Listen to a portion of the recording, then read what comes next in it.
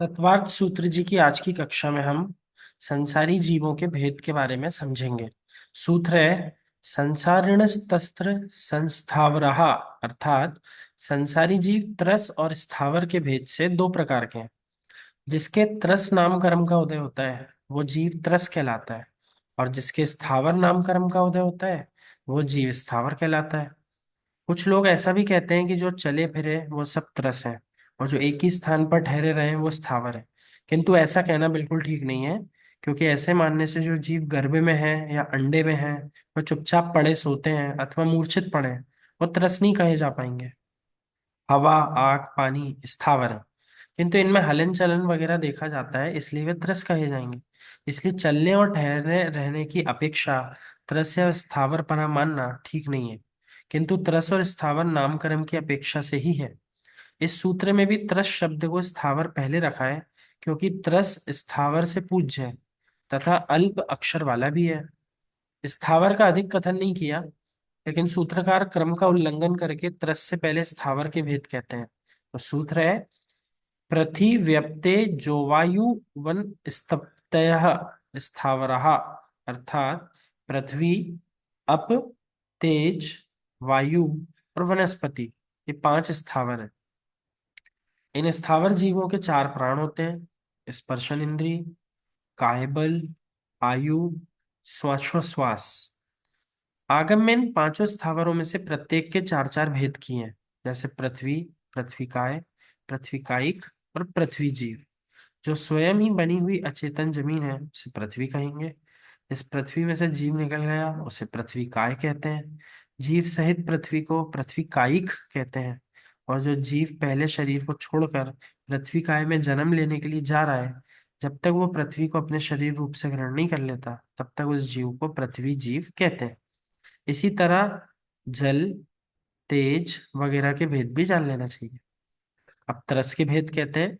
सूत्र है द्विंद्रियादयस्तरसः, अर्थात दो इंद्री, तीन इंद्री, चौइंद्री और पंचेंद्री जीवों को तरस कहते हैं। दो इंद्री जीव के छह प्राण होते हैं: स्पर्शन, रसना, ये दो इंद्रियां, कायबल, वचन बल, आयु और श्वासोश्वास। तीन इंद्री के एक घ्राण इंद्री के बढ़ जाने से सात प्राण हो गए। चार इंद्री के एक और चक्षु इंद्री के बढ़ जाने से आठ प्राण हो गए। पंच इंद्री असैनी के एक श्रोत इंद्री बढ़ जाने से नौ प्राण हो गए। और सैनी पंच इंद्री के मनोबल के बढ़ जाने से पूरे 10 प्राण हो गए। अब इंद्रियों की संख्या बतलाते हैं। पंचेंद्रियाणी सूत्र है, अर्थात इंद्रियां पांच होती हैं। इन इंद्रियों के भेद भी बताए हैं। सूत्र है द्विविधानी, इंद्रियां दो प्रकार की है: द्रव्येंद्री और भावेंद्री। अब द्रव्येंद्री का स्वरूप समझेंगे। सूत्र है निर्वृत्ति उपकरणे द्रव्येंद्रियम, अर्थात निवृत्ति और उपकरण को द्रव्येंद्री कहते हैं। कर्म के द्वारा होने वाली रचना विशेष को निवृत्ति कहते हैं। निवृत्ति भी दो प्रकार की होती है: आभ्यंतर निवृत्ति और बाहरी निवृत्ति। उच्छेदांगुल के असंख्यातवें भाग प्रमाण विशुद्ध आत्म प्रदेशों की इंद्रियों के आकार रूप रचना होने को आभ्यंतर निवृत्ति कहते हैं। और उन आत्म प्रदेशों के प्रतिनियत स्थान में पुद्गलों की इंद्रिय के आकार रूप रचना होने को बाहरी निवृत्ति कहते हैं। निवृत्ति का उपकार करने वाले पुद्गलों को उपकरण कहते हैं। उपकरण के भी दो भेद हैं: आभ्यंतर और बाहरी। जैसे नेत्रों में जो काला और सफेद मंडल है वो आभ्यंतर उपकरण है, और पलक वगैरह बाहरी उपकरण है। आगे भावेंद्री का स्वरूप समझा रहे हैं। सूत्र है लब्ध्युपयोगो भावेंद्रियम, अर्थात लब्धि और उपयोग को भावेंद्री कहते हैं। ज्ञानावरण कर्म के क्षयोपशम विशेष को लब्धि कहेंगे। इस लब्धि के होने पर ही जीव के द्रव्येंद्रियों की रचना होती है, तथा लब्धि के निमित्त से आत्मा का जो परिणमन होता है उसे उपयोग कहते हैं। आशय यह है कि जैसे किसी जीव में देखने की शक्ति तो है, किंतु उसका उपयोग दूसरी ओर होने से वो सामने स्थित वस्तु को भी नहीं देख सकता। इसी तरह किसी वस्तु को जानने की इच्छा के होते हुए भी यदि क्षयोपशम न हो तो वो जान भी नहीं सकता। अतः ज्ञानावरण कर्म के क्षयोपशम से जो आत्मा में जानने की शक्ति प्रकट होती है वही तो लब्धि है। और उसके होने पर आत्मा जो ज्ञेय पदार्थों की ओर अभिमुख होता है वो उपयोग है। लब्धि और उपयोग के मिलने से ही पदार्थों का ज्ञान होता है। अब इंद्रियों के भी कई प्रकार हैं। स्पर्शन रसना घ्राण चक्षुः श्रोत्राणि, ऐसा सूत्र है। अर्थात स्पर्शन, रसन, घ्राण, चक्षु और श्रोत, ये 5 इंद्रियों के नाम है। वीर्यंतराय और मति ज्ञानावरण कर्म का क्षयोपशम होने से तथा अंगोपांग नाम कर्म का उदय होने से आत्मा जिसके द्वारा पदार्थ को छूकर जानता है उसे स्पर्श इंद्रिय कहते हैं। जिसके द्वारा आत्मा रस को ग्रहण करता है उसे रसना इंद्रिय कहेंगे। जिसके द्वारा गंध को ग्रहण करता है वो घ्राण इंद्रिय है। जिसके द्वारा देखता है उसे चक्षु इंद्रिय कहते हैं। और जिसके द्वारा वो सुनता है उसे श्रोत इंद्रिय कहते हैं। अब इन इंद्रियों के विषय में बताते हैं। सो सूत्र है, स्पर्श रस गंध वर्ण शब्दस्तथार्थः, अर्थात स्पर्शन इंद्रिय का विषय स्पर्श है, रसना इंद्रिय का विषय रस है, घ्राण इंद्रिय का विषय गंध है, चक्षु इंद्रिय का विषय रूप है और श्रोत इंद्रिय का विषय शब्द है। ऐसे ये पांचों इंद्रियों के 5 विषय कहलाते हैं। प्रत्येक इंद्रिय अपने अपने विषय को ही ग्रहण करती है। कभी भी एक इंद्रिय दूसरी इंद्रिय के विषय को ग्रहण नहीं कर सकती। शंका हो सकती है मन उपयोग में सहायक है कि नहीं है। समाधान क्या आएगा कि उपयोग सहायक है। मन जो है उपयोग में सहायक है। बिना मन की सहायता के इंद्रियां अपने अपने विषयों में प्रवृत्ति नहीं करती। फिर शंका हो सकती है तो क्या मन का काम इतना ही है कि इंद्रियों की सहायता करे, या वो स्वयं भी कुछ जानता है। तो आचार्य भगवान इसके समाधान के लिए सूत्र दे रहे हैं। श्रुतम निंद्रियस्य, अर्थात अनिंद्रिय अर्थात मन, और श्रुत अर्थात श्रुत ज्ञान का विषयभूत पदार्थ। श्रुत ज्ञान का विषयभूत पदार्थ मन का विषय है। अर्थात श्रुत ज्ञानावरण कर्म का क्षयोपशम होने पर मन की सहायता से ही आत्मा श्रुत ज्ञान के विषयों को जानता है। इसलिए श्रुत ज्ञान का होना मन का प्रमुख काम है। अपने इस काम में वह किसी इंद्रिय की सहायता नहीं लेता। इसलिए अब स्पर्शन इंद्रिय किसकी होती है, सो उसको बताने के लिए सूत्र है। वनस्पत्यंता नामेकम, अर्थात पृथ्वी काय से लेकर वनस्पति कायिक पर्यंत जीवों के एक इंद्रिय स्पर्शन ही होती है। आगे शेष इंद्रियों के स्वामियों को बतलाने के लिए सूत्र है। कृमि पिपीलिका भ्रमर मनुष्यादि नामेकेक वृद्धानी, कृमि आदि के एक एक इंद्रिय अधिक होती है। अर्थात लट, शंख, जौंक वगैरह के स्पर्शन और रसना, ऐसे 2 इंद्रिय होंगी। चींटी, खटमल वगैरह के स्पर्शन रसना घ्राण, ये 3 इंद्रियां होंगी। भौरा, मक्खी, मच्छर वगैरह के स्पर्शन रसना घ्राण और चक्षु, ये 4 इंद्रियां होंगी। और मनुष्य, पशु, पक्षी वगैरह के 5 इंद्रियां होती हैं।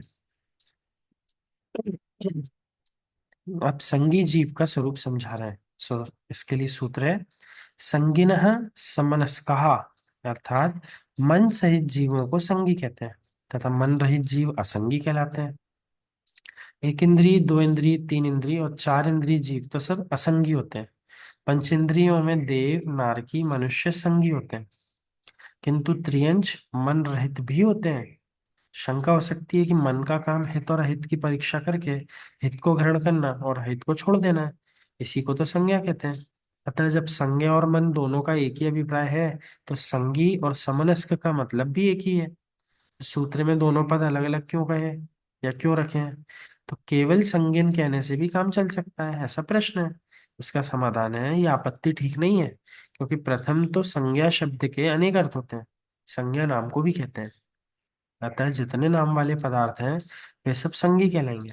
संज्ञा ज्ञान को भी कहते हैं और ज्ञान सभी जीवों में पाया जाता है, अतः सभी संज्ञी कहे जाएंगे। भोजन वगैरह की इच्छा का नाम भी संज्ञा है, जो सभी संसारी जीवों में पाई जाती है, अतः सभी संगी हो जाएंगे। इसलिए जिसके मन है उसी को संगी कहना उचित है।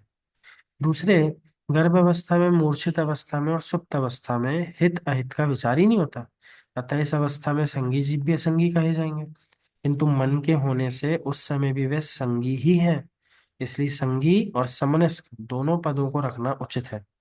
तो शंका हो सकती है कि जिस समय जीव पूर्व शरीर को छोड़कर नया शरीर धारण करने के लिए जाता है उस समय उसके मन तो रहता ही नहीं है, फिर वो कैसे गमन करता है? इस शंका का समाधान करने के लिए आगे का सूत्र कहते हैं, विग्रह गतो कर्म योग, अर्थात विग्रह शब्द के 2 अर्थ हैं। विग्रह अर्थात शरीर, शरीर के लिए गमन करने को विग्रह गति कहते हैं, अथवा विरुद्ध ग्रहण करने को विग्रह गति कहते हैं। इसका आशय यह है कि संसारी जीव हमेशा कर्म और नौकर्म को ग्रहण करता रहता है, किंतु विग्रह गति में कर्म पुद्गलों का तो ग्रहण होता है, नौकर्म पुद्गलों का ग्रहण नहीं करता। इसलिए उसको विरुद्ध ग्रहण कहा है। और विरुद्ध ग्रहण पूर्वक जो गमन होता है उसे विग्रह गति कहते हैं, तथा कार्मण शरीर को कर्म कहते हैं। उस कार्मण शरीर के द्वारा जो आत्मा के प्रदेशों में कंपन होता है उसे ही कर्मयोग कहते हैं। इसलिए सूत्र का अर्थ हुआ विग्रह गति में कर्मयोग होता है। उस कर्मयोग के द्वारा ही जीव नवीन कर्मों को ग्रहण करता है तथा मृत्यु स्थान से अपने जन्म लेने के नए स्थान तक भी जाता है। अब ये बताते हैं कि जीव और पुद्गलों का गमन किस क्रम से होता है। सो सूत्र आया है, अनुश्रेणी गति ही। लोक के मध्य से लेकर ऊपर नीचे और त्रियंग दशा में आकाश के प्रदेशों की सीधी कतार को श्रेणी कहते हैं। जीवों और पुद्गलों की गति आकाश के प्रदेशों की पंक्ति के अनुसार ही होती है। पंक्ति को लांघ कर विदिशाओं में गमन नहीं होता। शंका हो सकती है, यहाँ तो जीव का अधिकार है, पुद्गल का ग्रहण यहाँ कैसे कर लिया। सो उसका समाधान है, यहाँ विग्रह गतो कर्म योग सूत्र से गति का अधिकार है।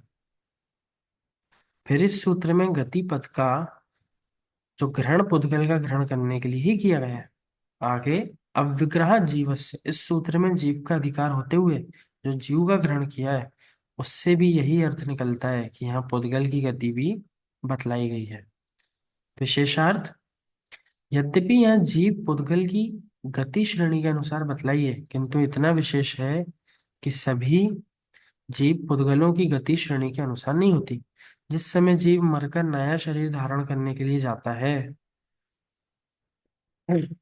उस समय उसकी गति श्रेणी के अनुसार होती है, तथा पुद्गल का शुद्ध परमाणु जो एक समय में 14 राजु गमन करता है वो भी श्रेणी के अनुसार ही गमन करता है। शेष गतियों के लिए कोई ऐसा नियम नहीं है। मुक्त जीव की गति बतला रहे हैं। सूत्र है, अविग्रह जीवस्य, अर्थात मुक्त जीव की गति मोड़े रहित होती है। अर्थात मुक्त जीव श्रेणी के अनुसार ऊपन गमन करके एक समय में ही सिद्ध क्षेत्र में जाकर ठहर जाता है। शंका हो सकती है, सूत्र में तो केवल जीव का है, फिर उसका अर्थ मुक्त जीव कैसे ले लिया। समाधान है, आगे के सूत्र में संसारी का ग्रहण किया, अतः इस सूत्र में जीव शब्द से मुक्त जीव ही लेना चाहिए। संसारी जीव जब परलोक को जाता है तो उसकी गति कैसी होती है, यह बतला रहे हैं। सूत्र है, विग्रहवती च संसारिण प्राक चतुरभ्य, अर्थात संसारी जीव की गति 4 समय से पहले मोड़े सहित होती है। अर्थात संसारी जीव जब नया शरीर धारण करने के लिए गमन करता है तो श्रेणी के अनुसार ही गमन करता है, किंतु यदि मरण स्थान से लेकर जन्म स्थान तक जाने के लिए सीधी श्रेणी नहीं होती तो स्थान के अनुसार 1, 2 या 3 मोड़ लेता है। प्रत्येक मोड़ में एक समय लगता है, अतः एक मोड़े वाले गति में दूसरे समय में जन्म स्थान पर पहुंचता है, 2 मोड़े वाले गति में तीसरे समय में पहुंचेगा, और 3 मोड़े वाली गति में चौथे समय में अपने जन्म स्थान पर पहुंच जाता है। सूत्र में आए च शब्द से यह अर्थ लेना चाहिए कि संसारी जीव की गति बिना मोड़े वाली भी होती है। आगे बतलाते हैं कि एक बिना मोड़े वाली गति में कितना काल लगता है। इसके लिए सूत्र है, एक समया विग्रह, बिना मोड़े वाली गति में एक समय लगता है, इसी को ऋजु गति भी कहते हैं। अब आगे विग्रह गति में आहारक और अनाहारक का नियम बतला रहे हैं। एकम दो त्रीन व अनाहारक, अर्थात विग्रह गति में जीव एक समय, 2 समय अथवा 3 समय तक अनाहारक रहता है। औदारिक, वैक्रिक, आहारक, इन 3 शरीर और 6 पर्याप्तियों के योग्य पुद्गलों के ग्रहण करने को आहार कहते हैं, और शरीर के योग्य पुद्गलों के ग्रहण न करने को अनाहार कहते हैं। जो जीव एक मोड़ा लेकर उत्पन्न होता है वो जीव एक समय तक अनाहारक रहता है।